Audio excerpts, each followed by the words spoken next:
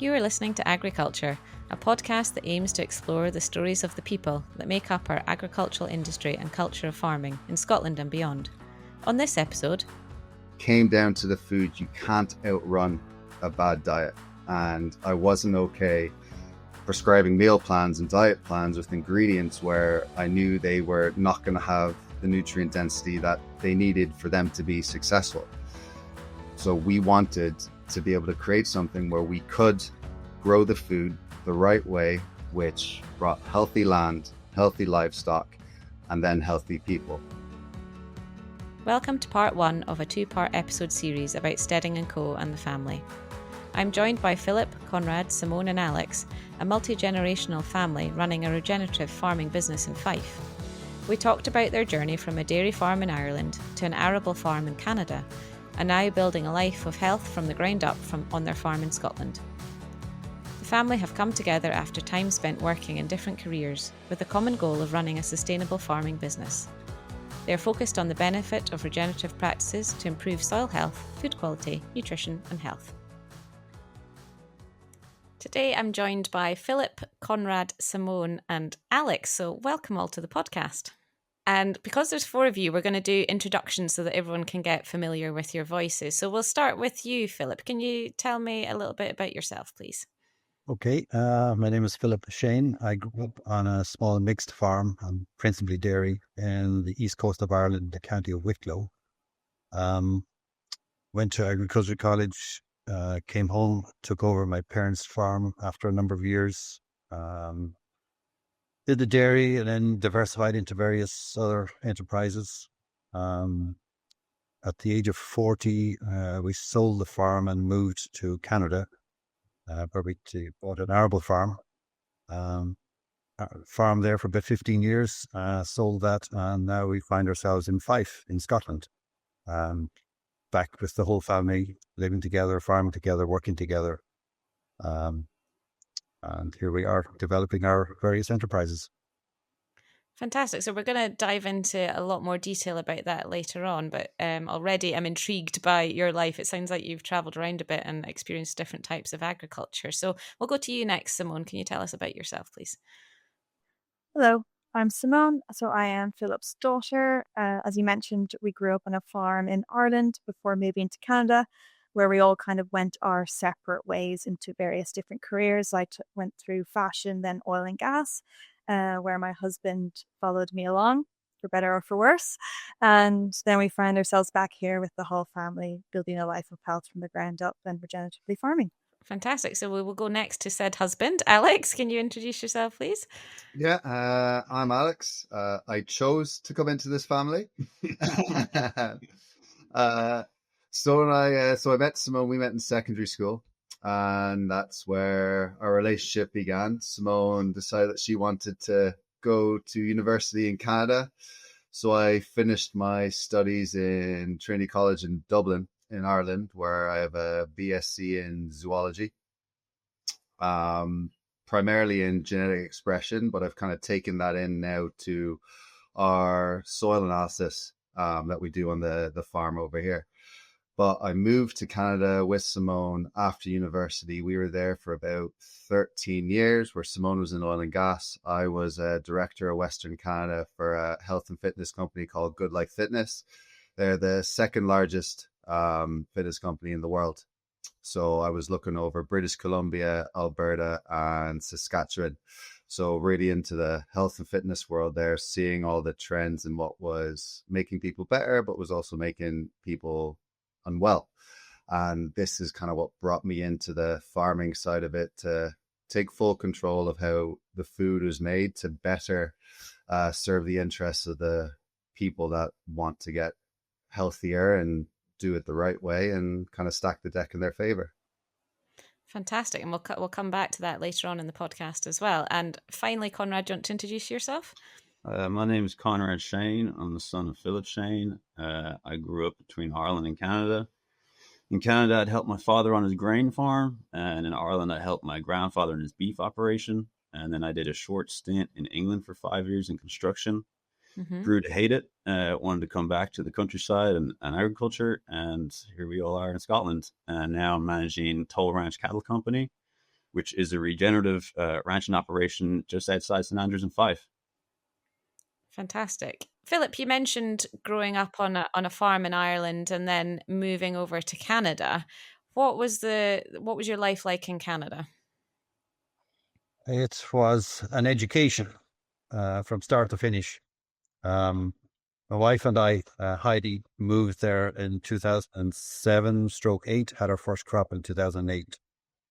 I suppose the largest challenge was, first of all, family had kind of flown coop and gone their separate ways. So we were almost empty nest syndrome. We began farming we moved from 100 acres to about 1,300 acres. So that was an interesting challenge in itself in terms of the scale. I remember the first field we ever sowed, I was used to 5 acres and 3 acres, and the very first field we ever pulled into with the drill in the spring of 2008 was 640 acres. It took me 3 days to sow it. And I had my friends from Ireland calling me saying, what are you doing still in the same field? Why are you taking 3 days to sow the field? Hurry up. What's wrong with you? So that was an initiation into the vastness of the prairies of Manitoba in Canada. On the personal side, I think we began this realization of food, our basic everyday need. The food was different, we thought. That was our first reaction was, okay, this food's a little different here. Especially milk, bread, and eggs. We noticed that was the initial kind of shock, if you like, because the milk seems like, bear in mind, I grew up in a dairy farm, so I had milk straight from the cow. Anything less to me was basically just tank washings. It was watered down, processed. Basically gave up eating cereal because there was no milk to go with it. Quit using milk in tea. And then the bread, the same again. My mother was an incredible baker, and Heidi's a great bread maker also. So homemade bread everywhere. Went to Canada. The bread in the shops, your white slice processed. Just couldn't get a lunch out of it, basically. So that was another realization. Eggs, kind of the same, the pale yolk syndrome. Again, Heidi and I both grew up with our chickens on the farm. So we were spoiled, if you like, for food growing up, and then went to Canada, and it seemed to be a country of vastness, and also the vastness spilled over into the production of food. Large scale production, heavily processed. So we kind of began our journey to milling our own wheat, making our own bread. We didn't go down the route of having our own cow, obviously, because I'd had enough of dairy farming. One of the reasons I went to Canada. So yeah, that was the food was the first realization, and that spilled over into health. We noticed, like, as we gained friends, gained work colleagues, a lot of conversations were always around their personal health and what tablets they were on. Many conversations going to people's houses. Oh, on this prescription or that prescription, what doctor are you using? And we just weren't used to all this. It seemed to be an overwhelming majority of ill health amongst the North Americans in general, compared to where we come from in Ireland. That must have sat funny with you, coming from, obviously there's a slight culture shock, but, similar sort of outlook, I'm guessing, in Canada, similar affluence to the communities, I'm guessing, English speaking country. So it's not, it doesn't feel like it's vastly different when I've been as a visitor, but I guess immersing yourself in the daily life and agriculture over there, it mustn't have sat quite right with you. So what did you start to change other than milling your own wheat? We began looking at, first of all, the process of the food, what was happening, and that led us down a rabbit hole in the sense of how it was grown. So through our investigations, we found this word regenerative, and followed that a little bit, and went to our first ever regenerative farming conference in Saskatchewan in central Canada. And I listened to one of the speakers, who is Dr. Don Huber, who is a world-renowned expert on glyphosate. He spent probably I don't know, majority of his career studying the effects of glyphosate and how it has affected the food chain and how does it affect the health of the population. And it's now spread all over the world. I mean, there's a common problems spread from North America all over the world. I'm just talking about glyphosate alone. Remind all the other synthetic chemicals that we used in food production. That was a massive turning point in our farming activities, because there was 100 odd farmers in that room listened to Dr. Don Huber for an hour and a half, and we all kind of sat back with our heads in our hands and said, "Oh, what have we done? We have poisoned the world through our glyphosate use." So immediately following that conference, we began investigating biological uses of fertilizer and other amendments for our farm. We came across so much snake oil sellers in the business, a little bit of this, a little bit of that. But from that, we discovered cover crops. So we began integrating cover crops into our rotation, using biologicals. Went to quite a bit of expense in setting up our equipment to use, liquid amendments. Did some pioneering work with a guy, a worm farmer, making compost.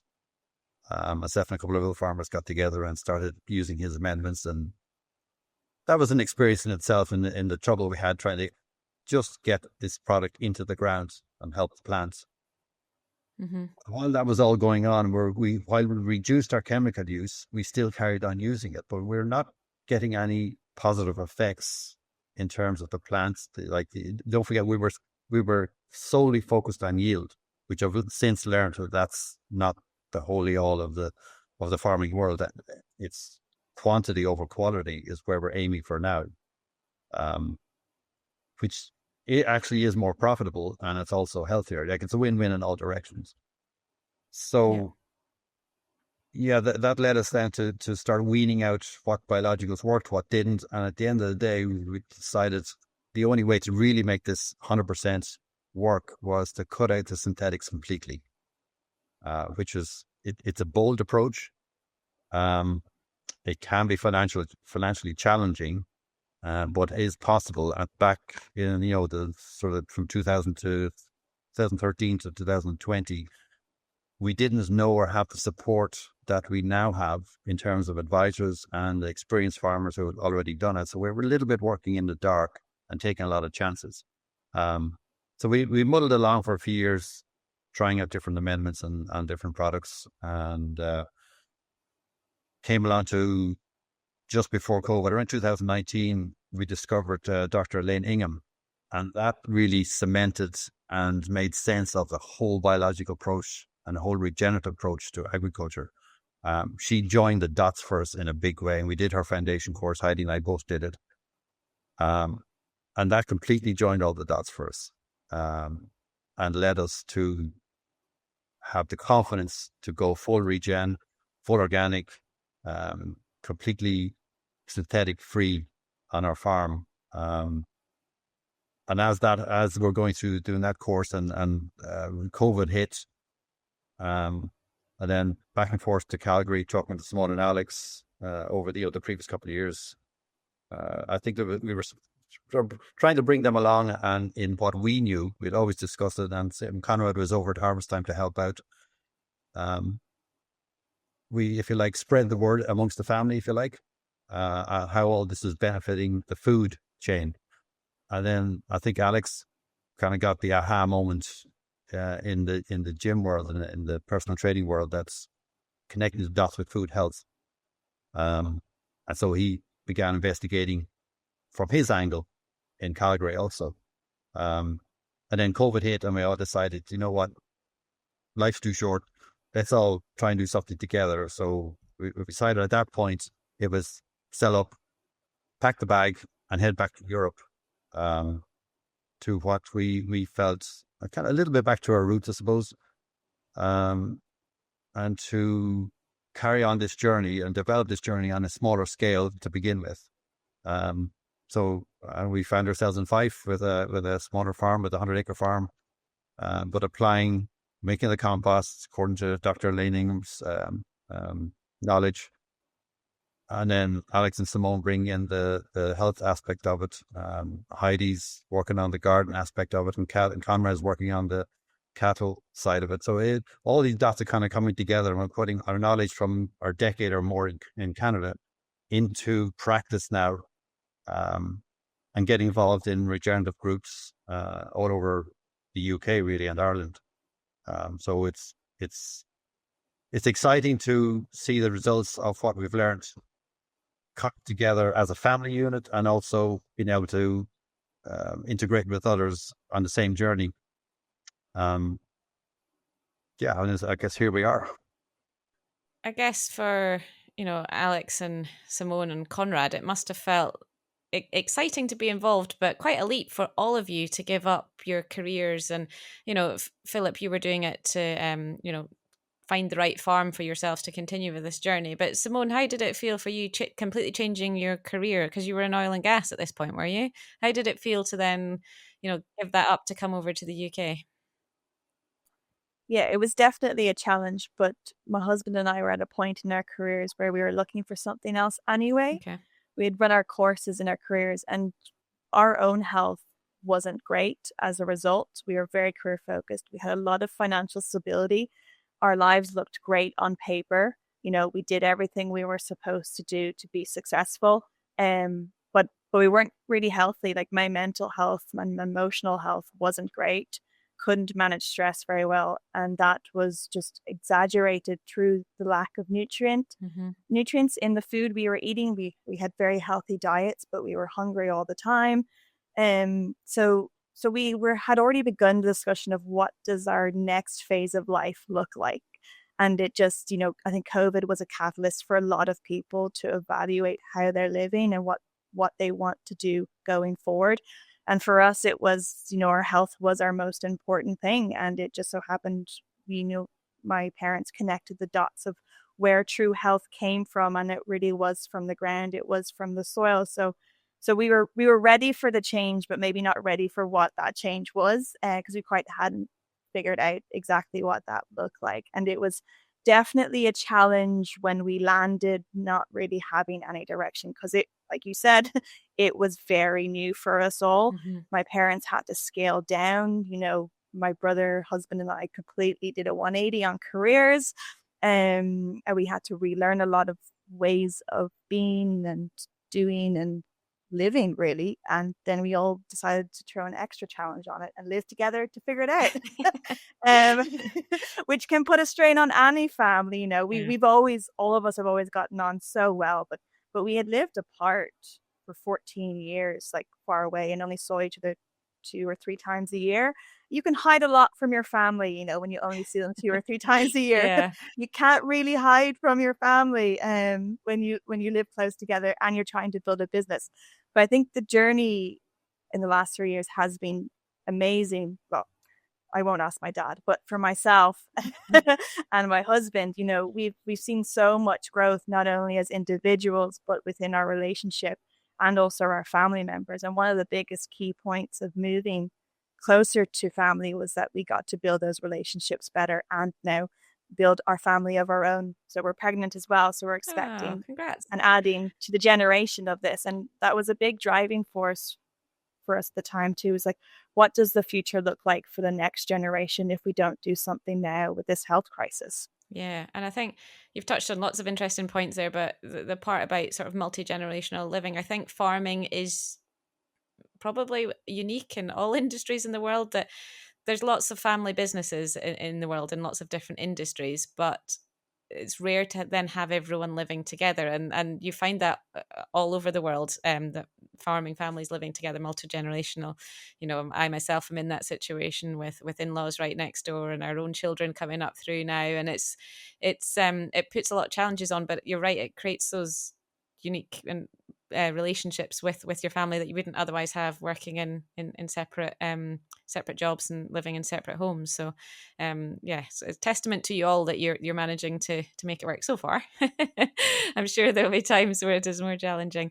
So Alex, as you said at the start, you chose to come into this family, but it sounds like childhood sweetheart, so you're in it for the for the long haul, and you've moved across the world twice for the family. So coming into the family with your background in exercise, what did you notice about moving over to Canada with them? Philip talked there about a big difference in the food when you were working in the health and fitness industry. What did you notice?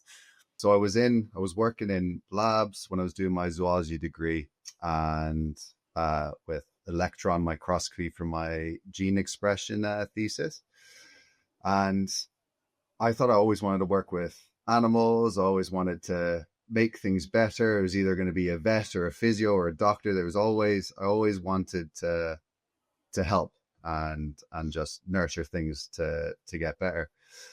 But I just couldn't deal with 8 hours in a lab by myself every day. And I just had to be around others.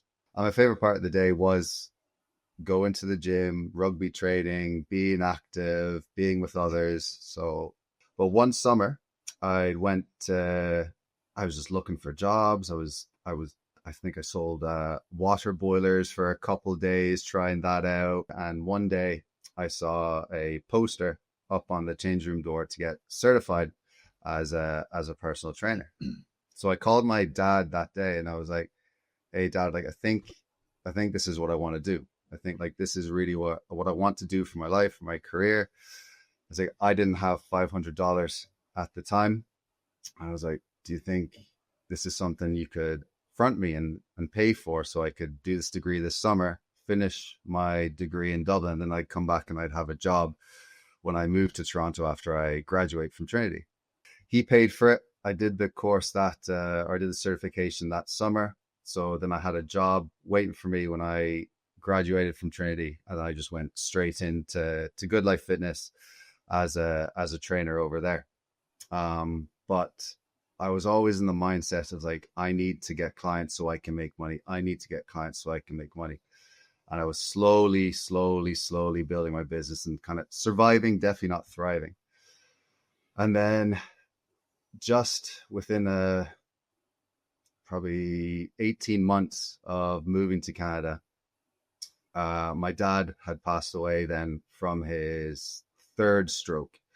And after my dad had passed, my mindset just completely changed. It went from I need to get clients to make money so I can live to, okay, I tried to get my dad to move more, to eat better, like the years leading up to before his first stroke, and it just didn't happen.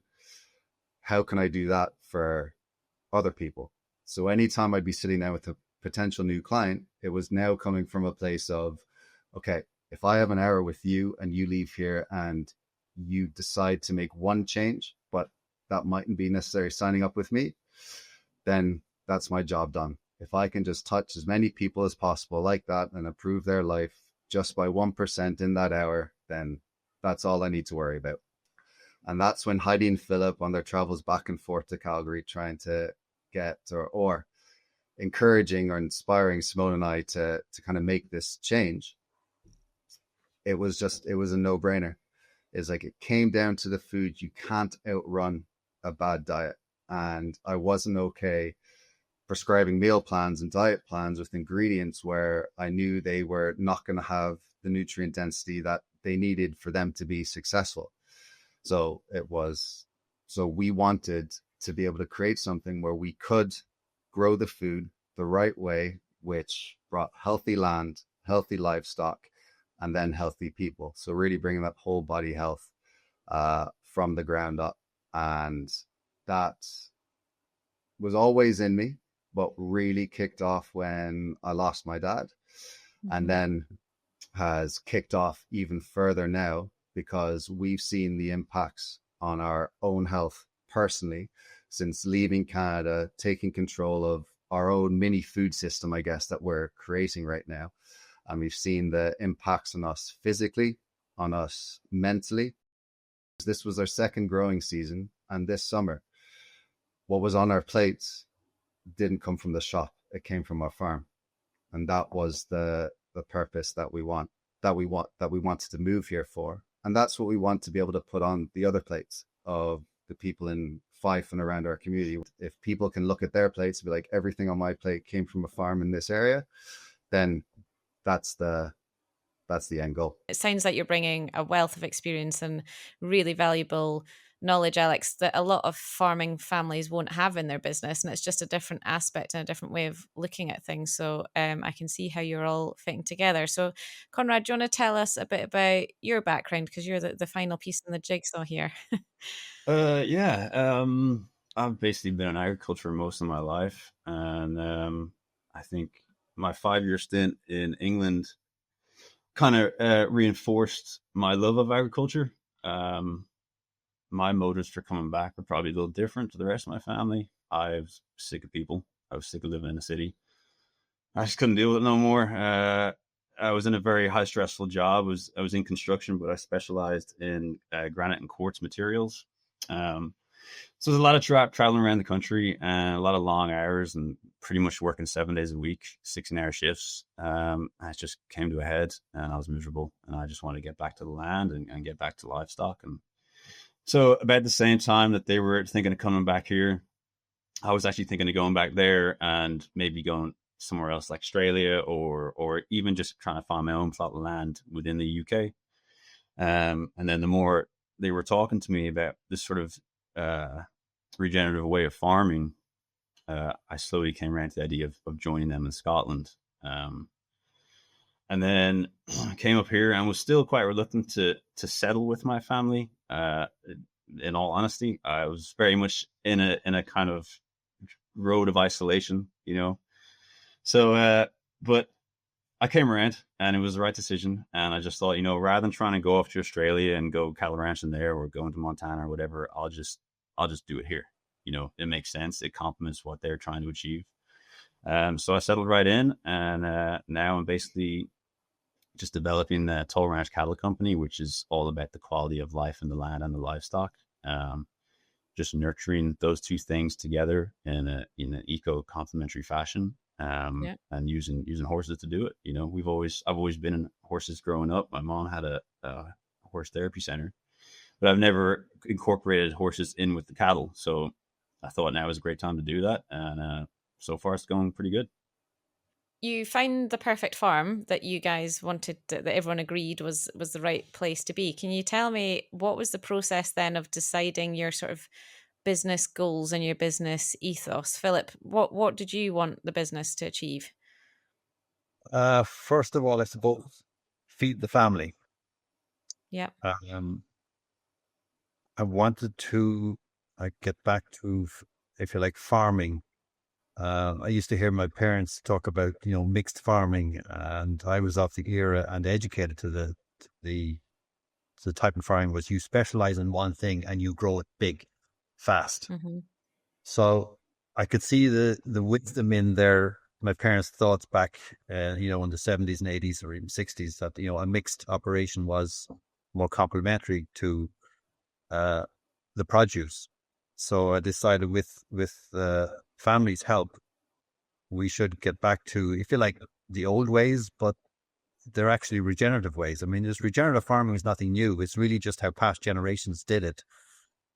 And I suppose we've got the science now to back it up and help us grow it and if you like, fine tune the older ways, because we can measure soil biology, we can measure plant nutrition, we can measure meat and egg nutrition. All that science has developed fantastically in the last couple of decades in that way, albeit some of the science has been used for, I'd say, profitable rather than over nutritional benefits.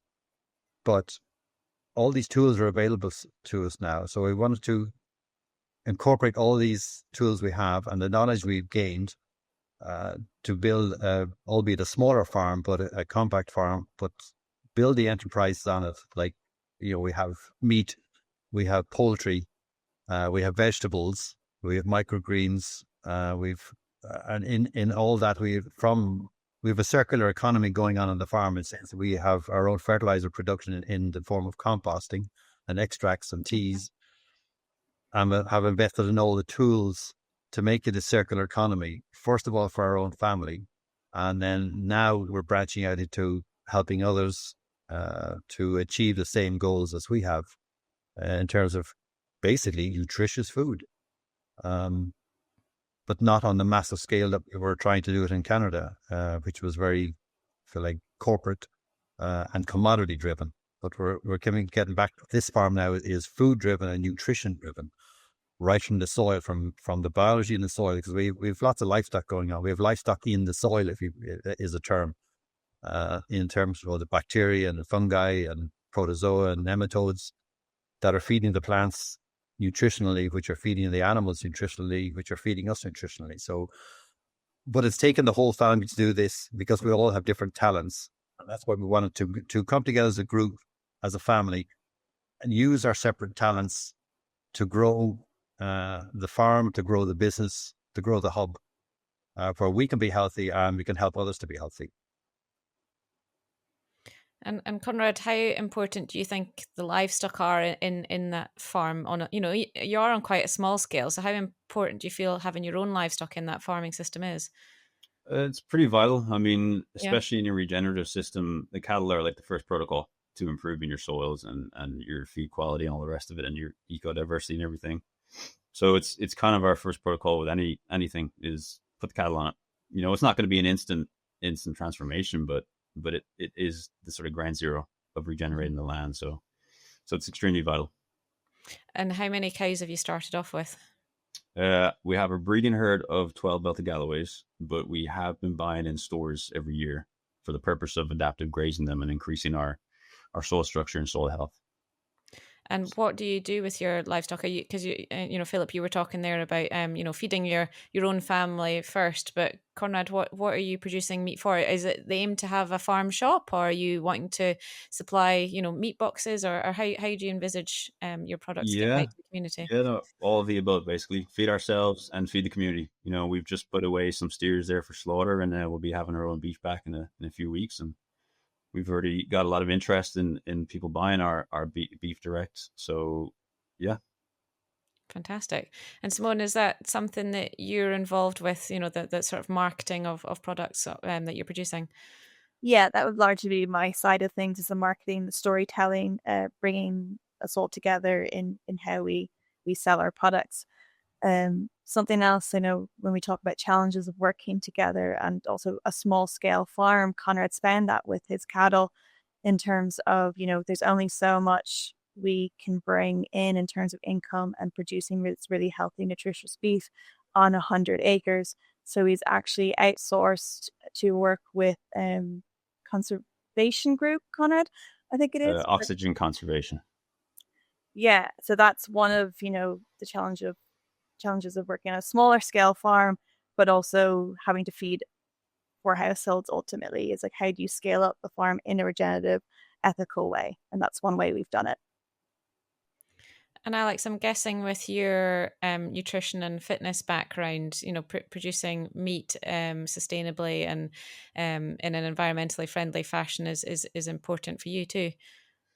Yeah, it is. And I just wanted to touch on back of what Konrad said there, with the cattle being vital to the soil health and the land health, was that because the same course that Heidi and Phillip did with Dr. Elaine Ingham, they've put me and Symone onto it as well. And I've done the foundation done the foundation courses. I've done the soil food lab technician courses. So I'm a qualified soil lab technician now. So we do all our own in-house biological testing. And I'm just a few months away from being only the second consultant in the UK for Dr. Elaine Ingham's Soil Food Web School as well. So I've just got the last few modules to do on that. And then there'll be 2 of us here in the UK that can consult on these projects. But in saying that, so we do twice a year, we test all the fields on the farm, on the ranch. And it was really interesting to see. We did a talk at Cambo Gardens over the summer, and we had our biological, so our nematodes, our protozoa, our fungi, all tracked from year 1 to year 3, which was year 1 is essentially year 0. So year 0 to year 2. Yeah. And year 0, we had nothing but bacteria in our soil. Year 2 or year 1, we had a little bit of protozoa start to come in. But then year 2 was when we saw the fungi explode, the protozoa absolutely jump up, the bacteria numbers go down. And in a high bacteria count soil, you select for a lot of weed pressure. And you want to get that bacteria down. And what the protozoa do is that they'll feast on the bacteria and then make more plant available nutrients underneath the soil for the plants to resist or suppress disease, to be stronger. And then they release more exudates into the soil as a result as well. And the protozoa eat about 10,000 bacteria a day. One protozoa will do that. So you imagine when you're looking at a gram sample of soil and there's over 20,000 protozoa in that just one teaspoon of soil, you're off to the right track. And we were seeing massive improvements in all of our fields. But this year, we wanted to get cover crops into 2 of our main fields to help with the cattle for a more diversified forage for them to eat a little bit this year, but it's really for next year. And those same fields where we saw lots of fungi, protozoa, nematodes all in there after the 2 years with cattle grazing on it and a mob grazing method, we had to plow to get the seed in for the cover crop. And we did a test before and we did a test after. Right after we put the cover crops in, we had bacteria, fungi, protozoa, nematodes before. Right after, straight back to bacteria. Mm-hmm. And we saw a lot of bull thistles start to come up, which we'd never seen in these lands before. But it was, annoying to see, frustrating to see, but also nice to see that all of the education, the learnings, and the practice we've been doing has been making a difference. But because it proves that once you go back to those, if we were to till every single year, we'd never get rid of that problem. But tilling that once every 10 years is not going to be an issue because we had the groundwork before and we know it's going to come back after. But it was good to have that realization, or I guess that confirmation that what we're doing is actually making a difference. I think that's what's key about regenerative farming. I think we could all agree that there isn't a formal definition of what constitutes a regenerative farm. And I think it's really interesting that people will have different opinions about what it means to be regeneratively farming. And I feel that you can pick and choose what suits you and your business. And it sounds like, your early days in this particular farm, but there's a lot of science to back up your decisions, but it's also about picking what suits your farm and your system and what you're trying to produce at the end of the day. And whilst there's overarching principles, as you just said, you might adapt and think, well, actually, we are going to cultivate once every 10 years because we need it to do X, Y, or Z for our cattle. So it's interesting that you already are finding ways that you might adapt your initial thoughts. Make sure you catch the second part of this episode series right now, wherever you normally listen. If you'd like to get in touch or find out more about Steading and Co, you can find links in the show notes. This episode was presented by Mary Jane Lawrie, produced by Kerry Hammond and edited by Cameron Walk in association with the Scottish Government. The Farm Advisory Service Podcast. Audio advice on livestock, crops and soils, environment, rural business and more. Brought to you in association with the Scottish Government.